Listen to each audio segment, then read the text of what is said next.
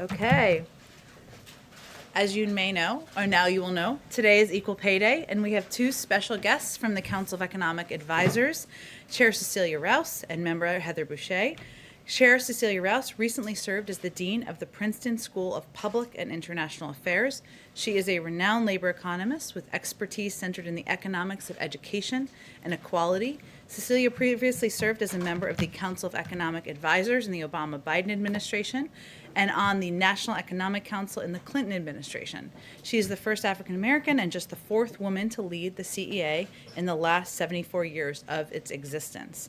Heather is a longtime economic counselor to President Biden and previously served as president and CEO of the Washington Center for Equitable Growth.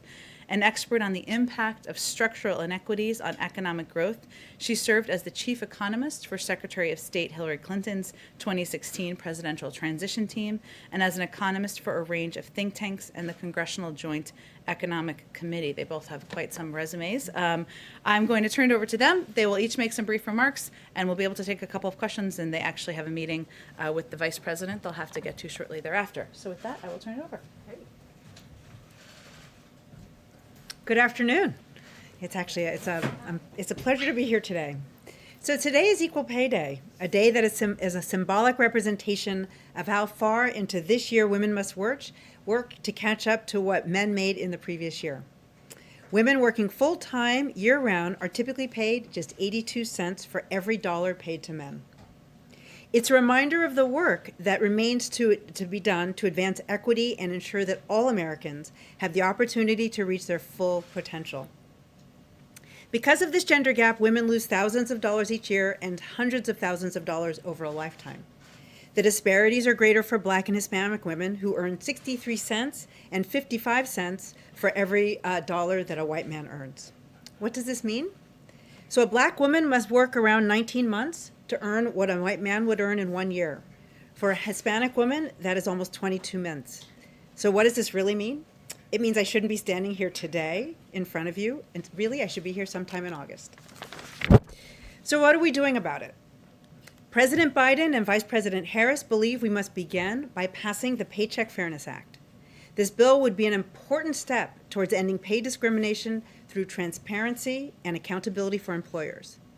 They believe we must provide paid family and medical leave, make childcare more affordable, and build pipelines for training that enable women to access higher-paying jobs.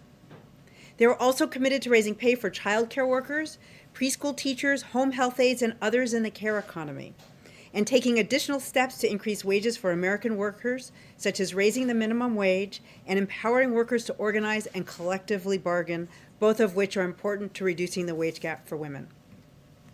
We have made progress. My daughter is here today. She's downstairs. And when I was her age, the gender wage gap was about 60% compared to 82% today.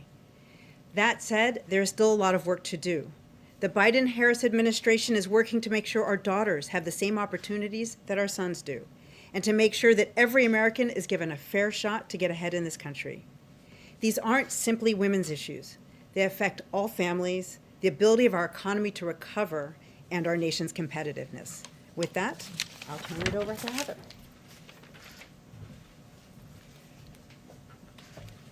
Thank you, Cecilia. So the pandemic and the economic crisis have undermined the health and well-being of women and children in the United States. There are now 4.2 million fewer women working than there were in February of 2020, in large part because of the pandemic. Millions more women have had to reduce their hours, often because taking care of the children is a responsibility that continues to fall disproportionately on women.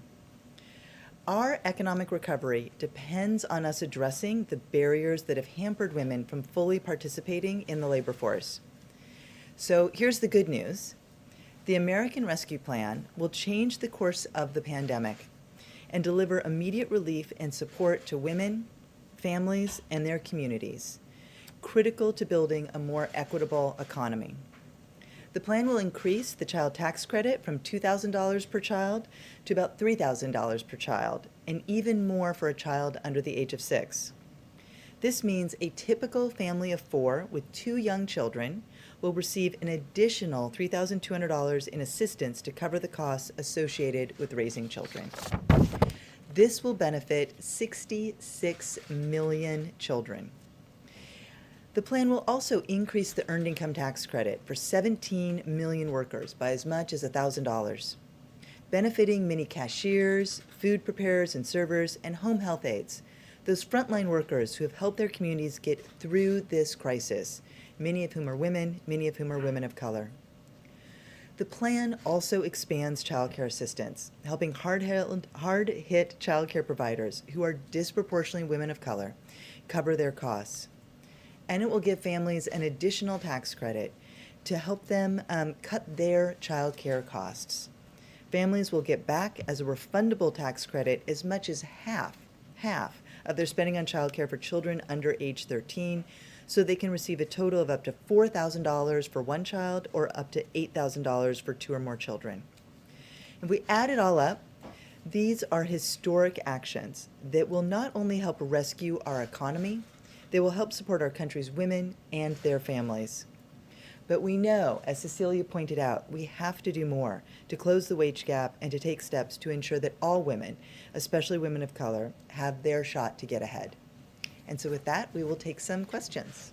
Okay, Jennifer, kick us off. Okay, thanks. Question for you both. This is on racial economic gaps. During the campaign, President Biden talked about wanting the Federal Reserve to close income gaps, and he wanted to measure the progress they make in closing those racial economic gaps. Would you be willing to say if any steps have been taken so far towards requiring that sort of thing? Is the White House still interested in talking to Congress about amending the Fed Act to require some sort of measures? Sure, I'm happy to take that. So I can't speak to that exactly at this time. What I can say is that this administration, across the administration, we are committed to addressing the racial wage gaps and racial inequity gaps.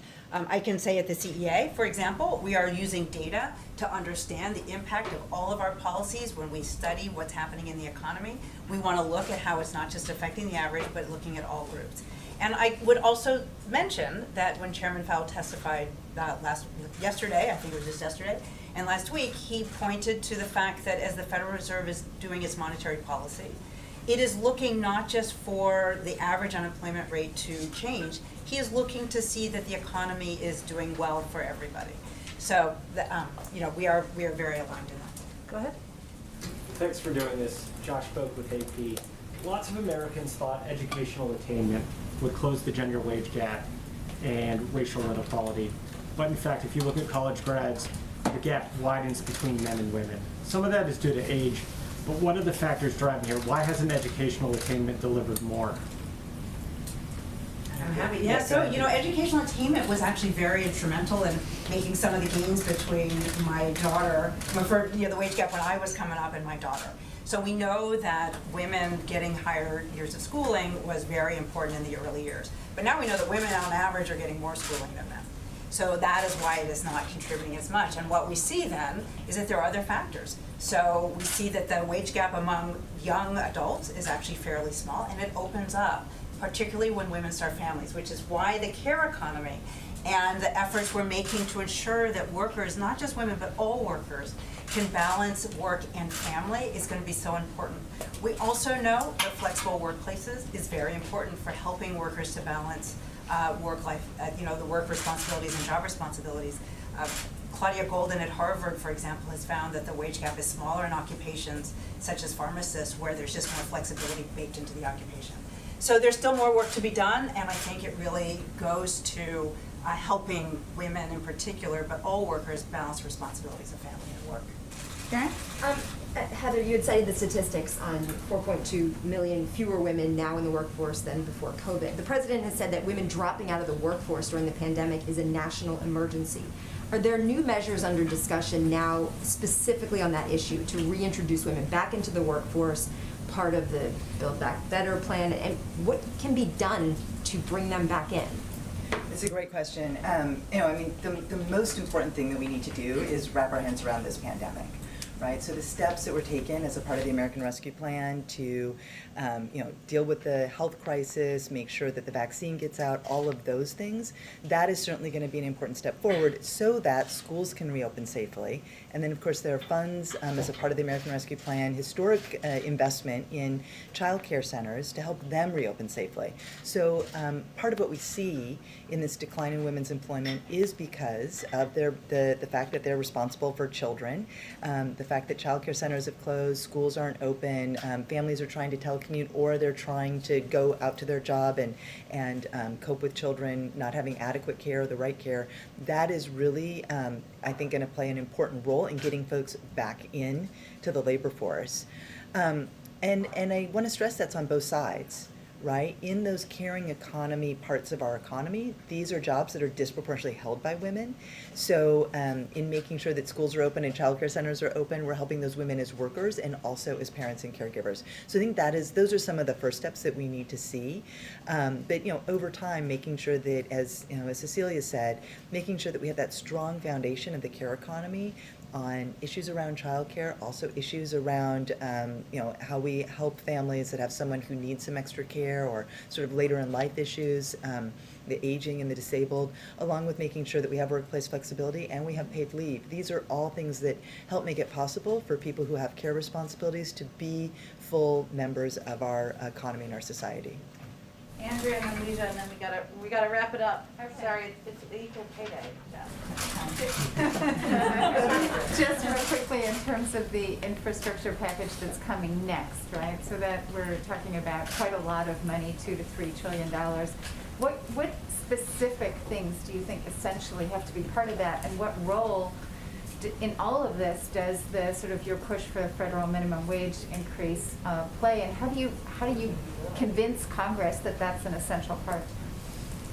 Well, I can take a stab at that, and then we know that the president has been so clear throughout the campaign and into governing on what his values are and where he wants to guide this economy. Right, that we're focused on how we can deepen, strengthen, broaden the middle class. It's why we're so focused on equal pay day, because we know that women are a key part of, make up the workers that make up the middle class. And he's been very clear in his support of raising the minimum wage to $15 an hour, that these are the kinds of focus that we need to have as the agenda is built out. This is what he's asked us to focus on. Alongside this, we need to make sure that we are making sure that the economy is directed at enhancing, supporting, building American competitiveness so that we're creating those good jobs and they're available for all people, not just some people, but people all across these United States. Yeah, I guess what I was just going to add to that is that this next package is really about investing in our future and making the kinds of smart investments that we know will increase growth, and we want that growth to be widely shared. So the idea is not just to increase the size of the pie, but to ensure that everybody gets their slice, unlike many policies that have followed in the past. Do you need to include some kind of private sector initiatives to nudge those companies that aren't moving along as quickly? Look, we really can't speak to the specifics. I think you're used to Jen saying she likes to keep her job. I'd kind of like to keep mine too. So we are looking at the most effective ways in order to make these kinds of investments that we know are just so important to our economy. Thank you so much. I think just to follow up on Karen's question, making sure that there is support for the women is one thing, but will there be any concrete measures in the Build Back Better plan to make sure the 4.2 million women have jobs to return to? Right, that is the exact purpose of the American Rescue Plan. Right, the whole purpose is to get us through this pandemic and to help our businesses that are viable stay in business, to help the workers who need help paying their rent and getting food on the table, to stay engaged and not just imagine that they're going to drop out forever. We know that the longer that we have the economic crisis and the longer that workers are out of the workforce, the harder it is for them to come back. So that is the entire focus of the American Rescue Plan, is to get us back on track so that by next year we are back to essentially full employment. Great. Thank you both so much for coming. Thank We'd you. love to have you back. Thank you. Okay, I just have a couple of other items for you all at the top. As you know, this afternoon the President and First Lady will be joined by Megan Rapinoe and Margaret Pearce at the White House for a virtual event with other members of the U.S. Women's National Team, where the president will sign a proclamation marking Equal Pay Day. Additionally, the second gentleman is in St. Louis, Missouri for a listening session on gender equity in the workforce. As Cecilia and Heather just detailed, the pandemic and economic crisis have undermined the health and well-being of women and children. The American Rescue Plan provides help for women and families by increasing the child tax credit, expanding child care assistance, and providing women and families the relief they need. It also provides $130 billion to help schools serve all students and reopen. Yesterday, on the anniversary of the Affordable Care Act being signed into law, the president, of course, traveled to Ohio. It was a great trip where he announced that the administration would expand access to health care coverage by extending the special enrollment period until August 15th. I know a number of you noted that, but I just wanted to reiterate it since it was late in the day. This morning, the president was proud to sign into law the Save Lives Act. The bipartisan piece of legislation will give the VA the ability to provide vaccines to all veterans and boost vaccine efforts for veterans, families, and caregivers. It's truly a testament to what government can do when we work together. He's grateful for the leadership of both the Senate and House Veterans Affairs Committee, both chairs Mark Takano and John Tester, and ranking members Mike Boss and Jerry Moran. As we announced this morning, but to give you a little bit more detail, the president will travel to Pittsburgh, Pennsylvania next week on Wednesday, March 31st, where he will deliver a speech laying out more details of his plan to build the economy back better. Over the next several days, and this is probably why they were hesitant to give more detail, he will continue meeting with his economic team to finalize details of his proposal, including the scale, scope, and final policy components. His focus, of course, will be on investing in America's workers, making sure the tax code rewards worth, not wealth, delivering on the promises he made to the American people when he was running for president. With that, go ahead, Josh. Thanks, Jen. On the shooting in Colorado, the president said Congress must act. Senate Majority Leader Schumer has also said the Senate's poised to act. But Vice President Harris said today on CBS that she thought the change would have occurred after the Sandy Hook shootings. And I'm curious, what does the president think is different this time, and how has he changed his approach so that this administration can pass these changes when in the past it failed? Well, first, the president shares that sentiment, as I think many Americans do, that when we saw 20 children murdered, when we saw 6 adults murdered, that would turn the tide of Congress. We have seen data and statistics still across the country still broadly support background checks. I think it's about 80% of the American public support background checks, including a good percentage of gun owners support background checks. We've seen states take action since that time. A number of states across the country have put in place a number of laws. Sometimes states are the leaders, as we know, and we've seen in other areas of policymaking. But I think the president, who has been in public life and public office for 50 years, more than 50 years, would be the first to tell you if he were standing here that just because you don't get the policy making and the legislation done the first time, it doesn't mean you quit trying. And certainly tragedies like we saw earlier this week, like we saw last week, mass shootings that are killing innocent lives, leaving family members without their loved ones, is a reminder of how important and vital that is. He has talked about, as he did yesterday, the importance of working with Congress. I know the vice president touched on the fact that if we want something to be permanent, if we want it to be lasting, we need it to be legislation. He certainly believes that. But there are also executive actions under consideration that we will continue working through internally. And there's lots of levers you can take, obviously, as president and vice president. And then secondly, today's the first chance for many in the media to see the situation on the southern border at government facilities. Yeah. This is the first step at transparency. What else can we expect with regard to that so that we can evaluate the situation and present it to the public? Well, first, as you noted, I know all of you have covered this, but just to kind of reiterate where we are here. So there's a delegation of members of Congress and White House officials who are traveling to the Office of Refugee Resettlement at Carrizo Springs and the influx care facility there. There is a network pool camera that will be a part of this journey, which will be which will ensure that there's network pool coverage or network pool footage, I should say, that is provided to all of the networks so that you can all see as the media for yourselves and be able to provide analysis on that B-roll footage. And we are also remain committed to transparency and will continue to work with agencies on creating avenues for media access to and visibility into these facilities. So I think our balance is, of course, privacy, as you all know. It is also that we are in the middle of a pandemic, and that these facilities, of course, can't become forums for media access all day long, every day. I think we all agree on that balance, but we will continue to look for ways to increase transparency and provide additional access and fulfill requests. Go ahead. Thank you, Jen. A couple questions on guns and Sure. then AAPI representation.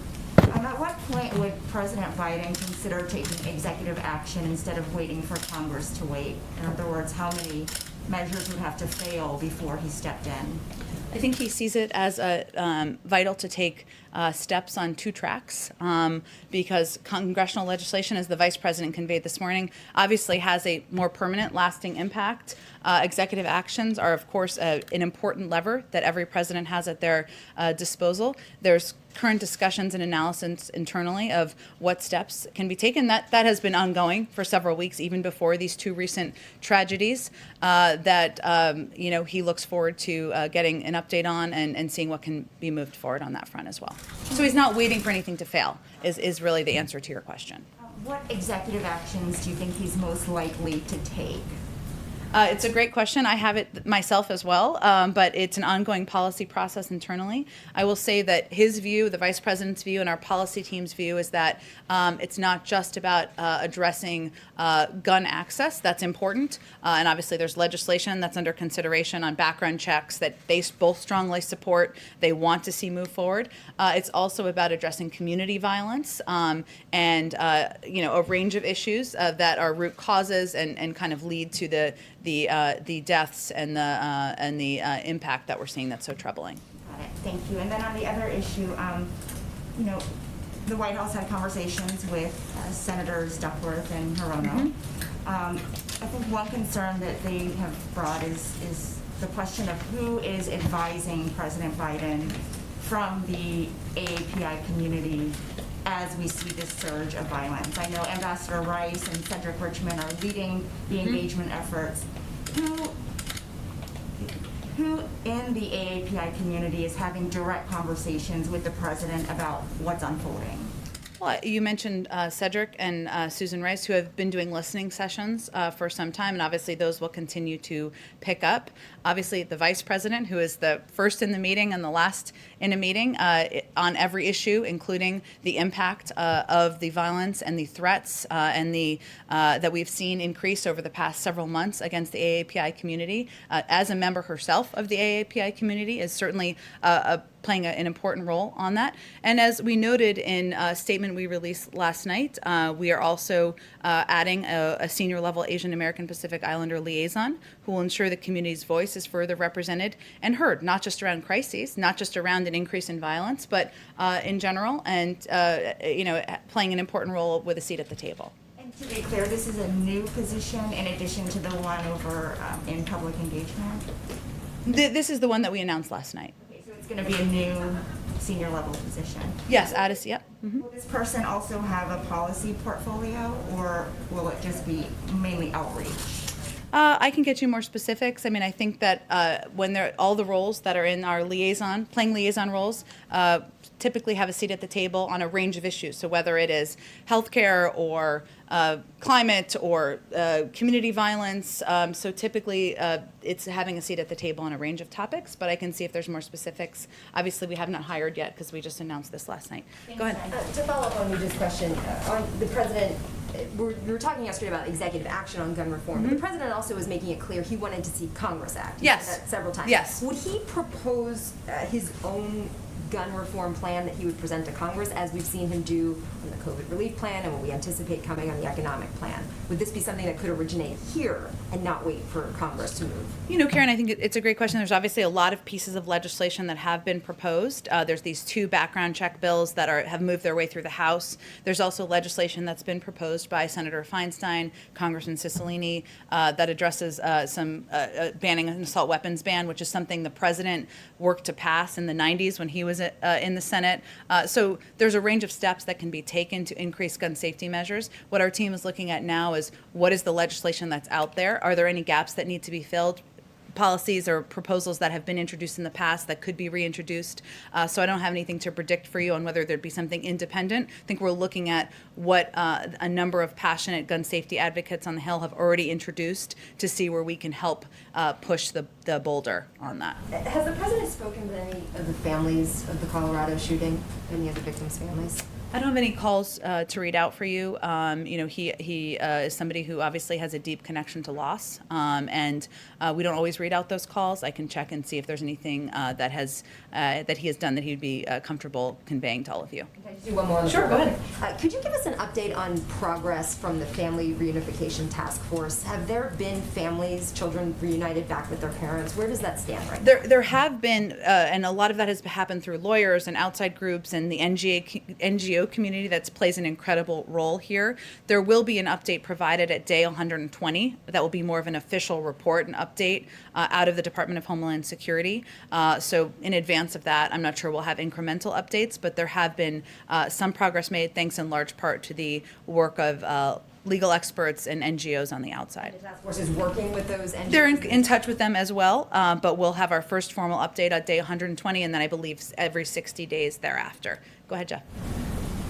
Jen, why did the president wait until there was another shooting, until he addressed gun violence in America? He actually addressed it. We put out a statement in his name on the anniversary of in early February, the anniversary of the shooting in Florida. So he has addressed it before, and certainly has addressed it even as president, and will continue to address it as president. And as you know, Jeff, from covering him in Congress for a long time, this has been a passion of his, putting in place gun safety measures throughout his career. That's why he fought to get the Brady bill passed, why he fought to ban assault weapons, why he was the lead in the Obama-Biden administration in putting in place more than a dozen executive actions to make it safer for our communities, and it's something that he will continue to work on as president. Of course, he knows, though, that the president's bully pulpit is unparalleled, and yet it took him until more than 60 days into his presidency to talk about gun violence on camera in America. What does that say about his commitment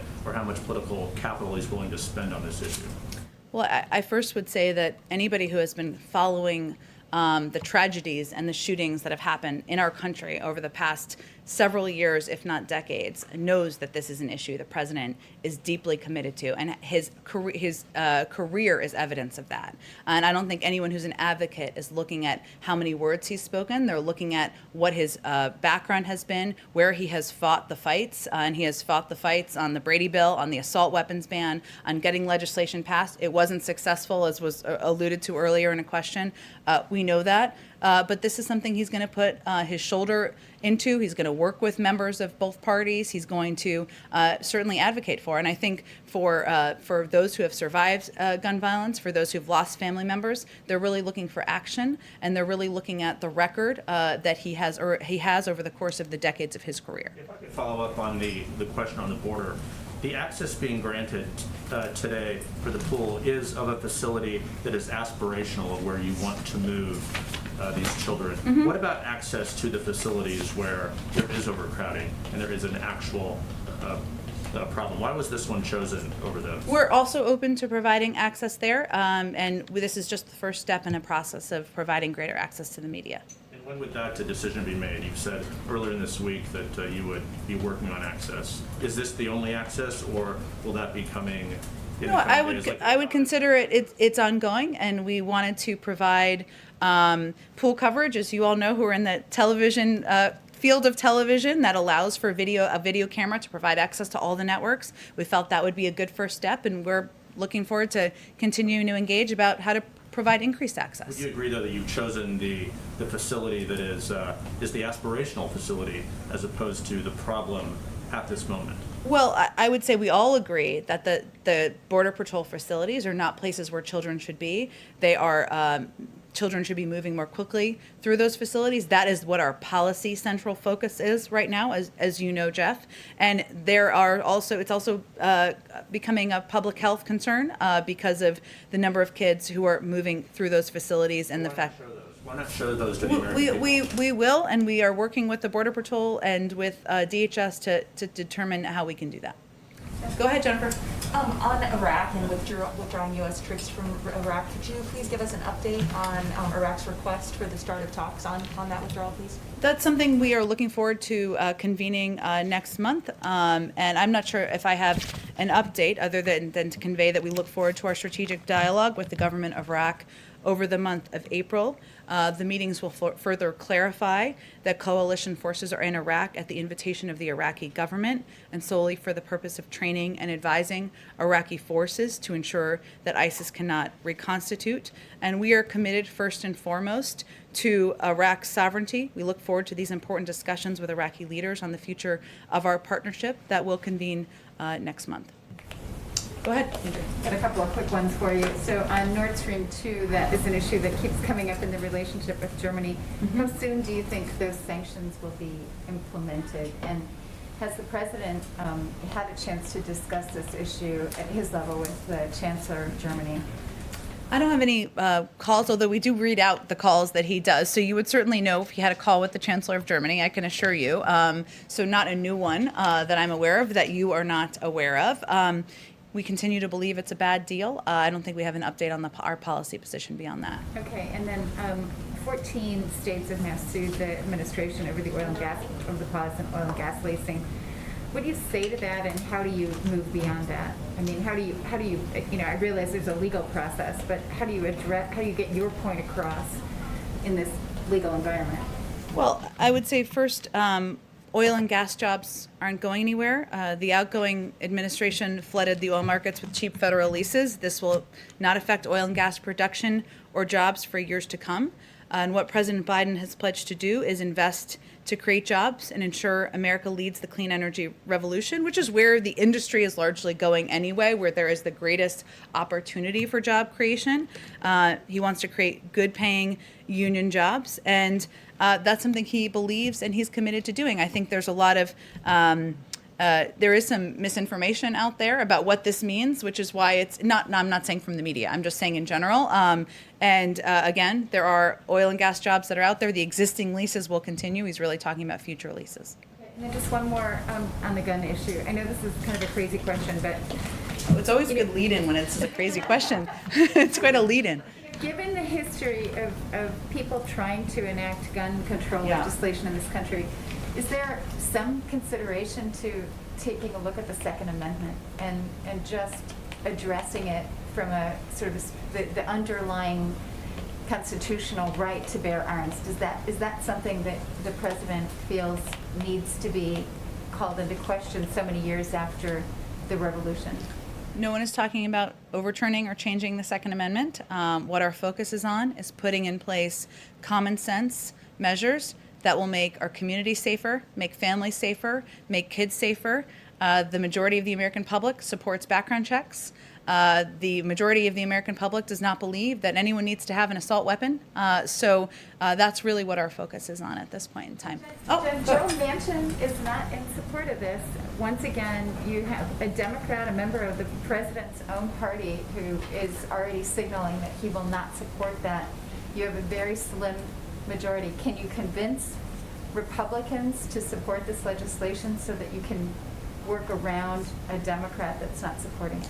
As the president said yesterday, we don't know yet. He hasn't done the vote count, but it is certainly an issue he will talk to members about and convey why he feels it's so important, that it's not shouldn't be a political issue, that keeping our community safe, families safe, looking at the track record as what has worked in states, which is very informative, and actually to Josh's earlier question, something that we know more about now than we may have 10 years ago.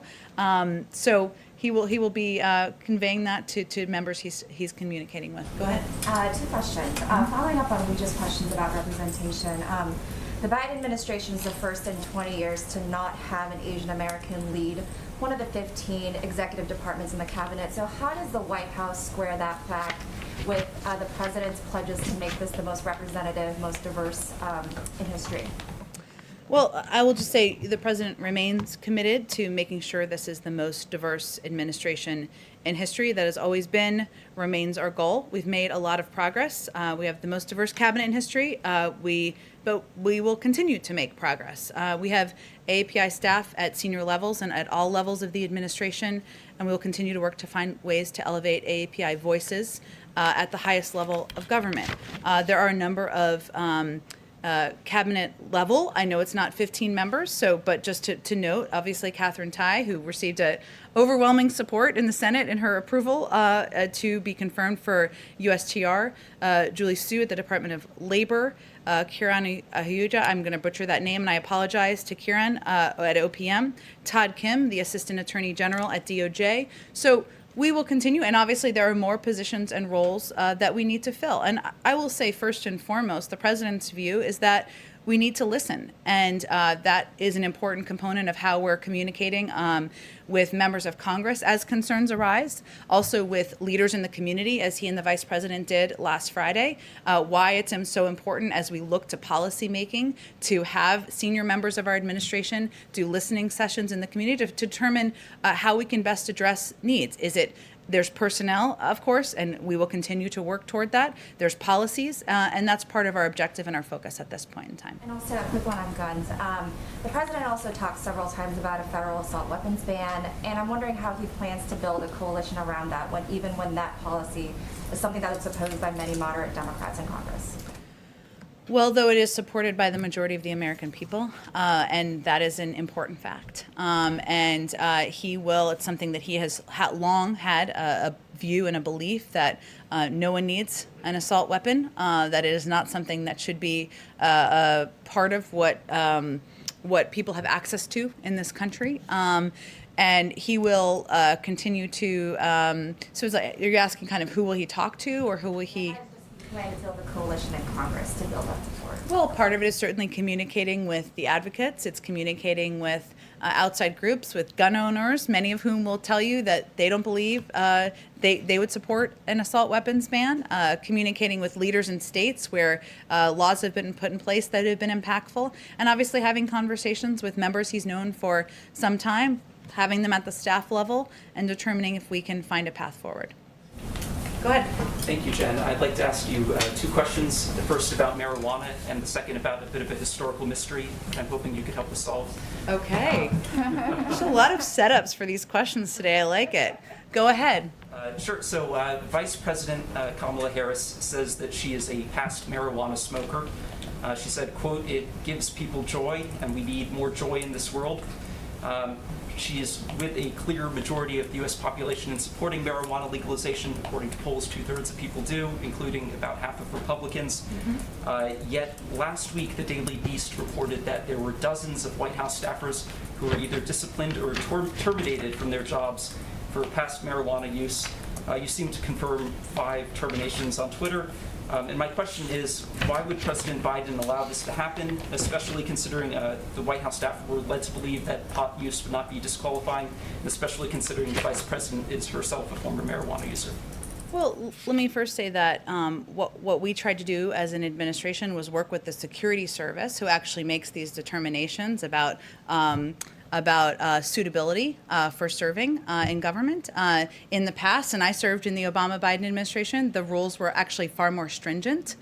So that isn't about anyone's personal point of view. It's about working through the process, the history, and modernizing it and taking steps to address the fact that marijuana is legal in a number of states across the country. It is still illegal federally, right? We know that.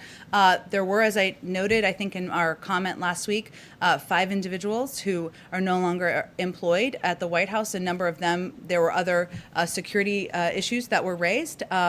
And that's an unfortunate conclusion, of course. But what we tried to do is enable additional members of the team who would not have been able to continue serving in past administrations to continue serving by updating our policy in coordination with the Security Service. Follow up on that. Surely President Biden could, implement changes here unilaterally and just say that these people can come to work for him.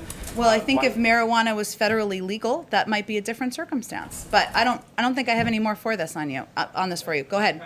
more data on the number of people impacted other than the 5 people who were terminated? I don't have any more data for you other than to convey that there were a number of people who would not have been able to serve in past administrations, and because of our efforts to modernize and work with the security service, they're able to serve. Did you have another question? Yes, I did. Okay. This is as I set it up, a bit of a mystery, and I'm sure that you've inquired about this yourself. And, Oh, okay. Where's the hopefully- cat? No, it's not that. Okay.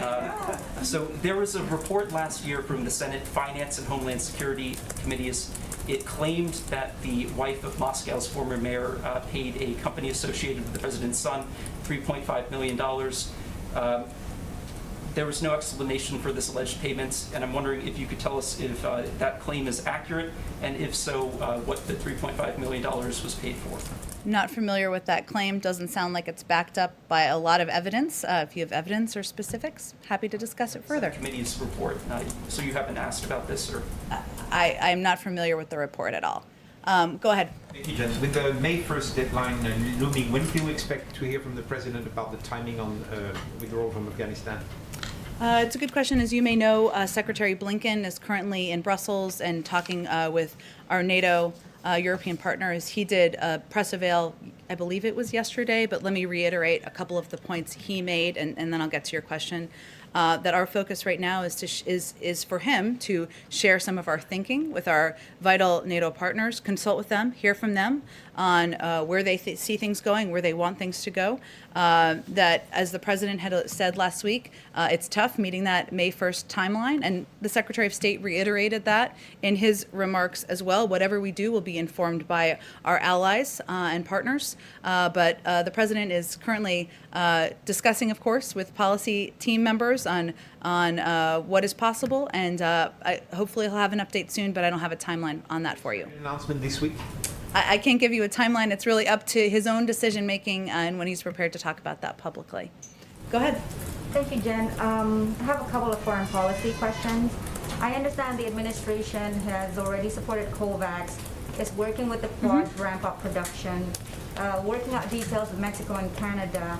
But where is the president's position on the request by more than 55 countries, as well as some Democratic lawmakers, on making vaccine patent through the WHO, giving a waiver to that? Well, the top priority of the president's and of the United States is saving lives and ending the pandemic in the United States and, of course, around the world. That includes investing in COVAX, working with partners, as we announced with the Quad, to produce 1 billion vaccine doses to surge vaccine production and delivery. As part of rebuilding our alliances, we're exploring every avenue to coordinate with our global partners and are evaluating the efficacy of any measure by its true potential to save lives. So that's how we're looking at it through the prism. There are a number of steps, a number of ways we are engaged in addressing the global pandemic through the global international community, and we'll look at a range of options, but I don't have any update for you on the patent question. As a general principle, do you believe that protecting American innovation and intellectual property of pharmaceutical companies outweighing the benefit of moving faster towards a COVID-free world? Sure, I absolutely understand your question. What I'm conveying is we look at every option through the prism of whether it will save lives and how many lives it will save, and try to put our resources and efforts into those that we think will be most effective. Obviously part of that is through engagement with the WHO. I mentioned our Quad partnership, our meaningful contribution to COVAX, and of course, when we can, we will share vaccines as we have already, as we're already doing with Canada and Mexico, but we're looking at a range of options. Right now, our focus is on continuing to address the pandemic that is ongoing in the United States, given 1,000 people are still dying every single day. Another part of policy question, please. So, can you comment on media reports on whether the administration is considering joining a group of South American nations to push back against Chinese illegal fishing? How big of a problem does the administration see this kind of Chinese practice of distant water fishing? And would this be something that you would consider with other regions, including Southeast Asia and Africa? Sure, it is a challenge and a problem, and one that we're watching closely. And for others who have not been following this issue as closely, it is an issue of overfishing in certain parts of the world. It is something our national security team is certainly watching and following closely. I can see if there's more specifics on their engagement to update you on. one domestic question. Go ahead. Just a question on vaccination for federal government employees. I mean, so far it's been pretty much where they live, right? I mean, if you're in DC, you follow DC rules, Maryland, and so forth. Is there any other kind of consideration from the White House to just expand access to vaccines for federal government employees? It's a great question. I'll have to check with our COVID team. Obviously, everyone will be eligible in just over a month, including our government employees. And DC and Virginia have already made that commitment, maybe Maryland too. I don't want to leave them out. So that is good news for every federal government employee, but I can check and see if there's more specifics across the administration about our approach. Go ahead in the back and we'll go back. A couple of questions. First, I wanted to ask about voting rights. The Senate right now is debating its own version of the For the People Act. Yeah.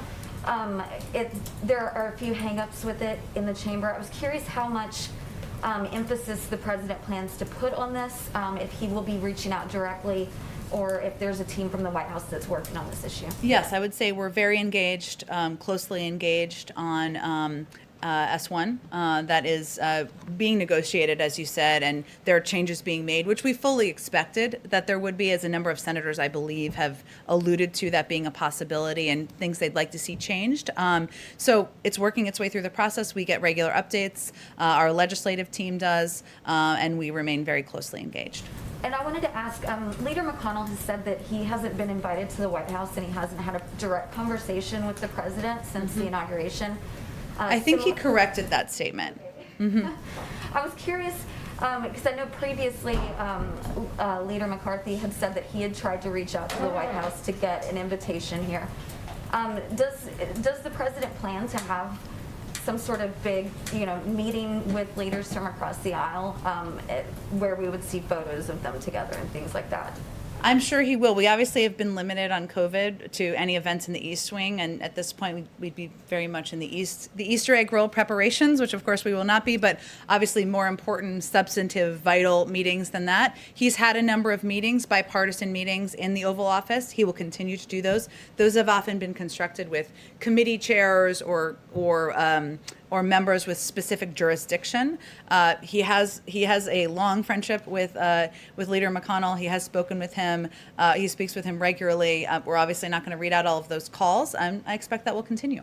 I wanted to ask, we've been seeing a lot of images of spring breakers, especially in Florida, and I was curious how aware of that the president, if he's being updated on that regularly, and if he plans to make any sort of address or public appeal to people on the issue.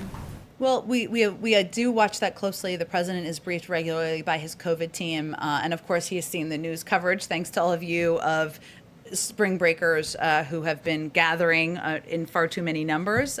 There, of course, were steps taken locally in response to this. We also watch that closely. I'm not sure. I don't have anything to preview for you in terms of him addressing spring breakers publicly. I will say that his message, broadly speaking, is that we are still at war with the virus.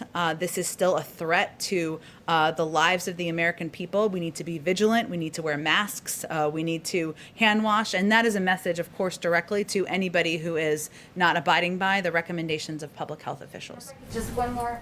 Do you have any update on the president's plans? Will he be traveling to Boulder? I don't have any updates on that. As you all know, this tragedy only happened just about 36 hours ago, and obviously that would be done in consultation with local officials who I know are still digesting the events and in their community, working on healing in their community. I can note, since you reminded me, he did speak with the mayor this morning as well, and he had spoken with the governor yesterday, and will remain in close touch. But let me just go to the back, and then we'll come back. Go ahead in the back, Lal. Thank you, Jen. Last week, Secretary Blinken and NSA Jake Sullivan had a meeting in Anchorage with the Chinese counterparts. Have they given a briefing to the president on the China policy? Has it changed any China's policy of the Biden administration?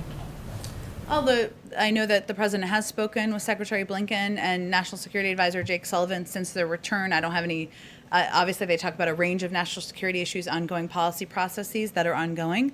We're currently taking stock of where we are, which includes close consultation with allies and partners. As I noted, Secretary of State is in Brussels currently on the way forward, and we'll continue to work with China going forward when it's in the interest of the American people. So we're in consulting internally, consulting with our partners and allies, and that's really the stage we're in at this time. I have a question related to legal immigration. When Vice President was a senator, she supported the cause of EAD, employment authorization cards for H4 and L2 visa holders. Now these guys are saying, most of them are women basically, they're saying there's very long delay in issuing EAD cards for H4 and L2 visa holders. Some of them have also went to the court. What is your, why there is delay in that? I think part of the reason we want to push for action on immigration on the Hill is to move forward with expediting the processing and doing that on several levels, including a number of the visas that you just introduced or just conveyed. So that's part of the reason why we think that's such an important piece to move forward on. A final one. Number of Indian American doctors whose job is to treat patients during this COVID era, they are on the Hill protesting against and demanding elimination of country quota for green cards. I know the White House has sent a legislation to the Hill and that talks about that, but they're still protesting against and faster implementation of that passage of the bill. What is President's message to those doctors? I think the president would reiterate that he believes that there should be faster processing, that our immigration system is broken at many levels and of the system, and that he is eager for Congress to move forward with action there. Okay, two in the back. Go ahead. Thanks, Jen. I'm back on guns. You mentioned bipartisan meetings. I'm wondering if you could give a little bit more of a sense of the president's engagement with Congress on gun legislation specifically. Does he plan to have a bipartisan meeting on that at the White House? And has he spoken to Senator Manchin at all about his opposition to that background check bill? I don't have any meetings to predict. Obviously, this is an issue that there are a number of passionate gun safety advocates on the Hill, as you well know, who have strong views about what the path forward should look like. So I have no doubt that he has discussed this issue with them over the course of the last 2 months of his presidency. As it relates to the tragedy of Tuesday night, he was, of course, in Ohio all day yesterday with a very full schedule. So he didn't have any calls yesterday, but it's something that he will continue to look for ways to engage, to discuss, to advocate for action moving forward. And is there an update on his joint session to Congress? No update yet. We have a speech coming up next week, and we certainly he remains interested in and committed to doing a joint session. We remain engaged with them, but I don't have an update on the specific timing. And if I can just ask one more from one of the reporters in the pool who couldn't be here. There was an Axios report today that he met with historians to discuss how aggressive he could be on his economic agenda, among other topics. I'm wondering if you can confirm the meeting and maybe tell us who was involved and why he felt the need to meet with historians on this. I will tell you, presidents love historians. I know this is my second president working for. I think it's important to learn from what worked and didn't work in the past and gain perspective from people who study that. He did meet with historians a couple of weeks ago. I don't have the list of names in front of me. I can see if there's more details we can provide. And really, it's meant to have an open conversation about the challenges our country is facing and looking back at history. And it's a moment to step back and reflect and use it as lessons moving forward. Go ahead. Thanks, Jen. A few on spending and one on taxes as well. I know you can't get into specifics at this point, but what the president is being briefed on by his economic team in the upcoming days, is this an infrastructure package? Is it the president's Build Back Better plan, combination of both? Give us an overview of what it is. Well, our Build Back Better agenda, his Build Back Better agenda, includes a number of components that he talked about on the campaign trail. Infrastructure is part of it, making the tax code fair and one that rewards work and not wealth is part of it. Doing better by our caregivers is part of that. Increasing access to health care is part of it. Investing in our clean energy economy is part of it. There are several components he talked about on the campaign trail. And right now what he's talking with his economic team and advisors about is what the scale, the scope, and the components will look like in what he's going to move forward and propose next week. The $3 trillion number has been put out there. I know the White House hasn't confirmed that, but is it possible that it goes above $3 trillion? Like, is $3 trillion viewed as the cap, or it's certainly possible it could go even higher? Well, again, I think what we're looking at is all of those components, as I just laid out, all of which will not be in a speech next week, right? This is big components of his agenda that he talked about on the campaign trail. So, and right now he's having a conversation about the scale and the scope of what proposals look like. There's lots of ways to frame it, to shape it, to size it. So I don't have any more to predict for you. Last one on this before taxes. Speaking of size and scope, it's possible if it gets broken up that infrastructure could be one. So what does the president, what does the White House view as infrastructure? What falls under that umbrella? Under infrastructure, there's a lot of ways to look at infrastructure. I can't preview for you. I know you're not exactly asking this, what will be in the package that he's still discussing, but obviously roads, rails, and bridges are part of what everybody historically thinks about. But there's also components like our cyber infrastructure. There's lots of ways to look at infrastructure, but what is in a package that he proposes in the coming months, I don't have anything more to detail for you. And then on taxes, the White House says now that families who make up to $400,000 won't pay a penny more under the president's potential plan to the federal government in taxes. So, which is 98% of families. So what about individuals? If you're an individual and you make up to blank, you won't pay more to Uncle Sam. What is that number? $400,000. So the individual number is going to be the same as the joint filer number? Well, no individual making less than $400,000 will pay more in taxes. If you're an individual and you make $300,000, let's just say. That's less than 400, right? You're a married couple that makes 300 and 150. That's more than 450. The 300 isn't going to. Traditionally, taxes, the joint filers pay about, it's double.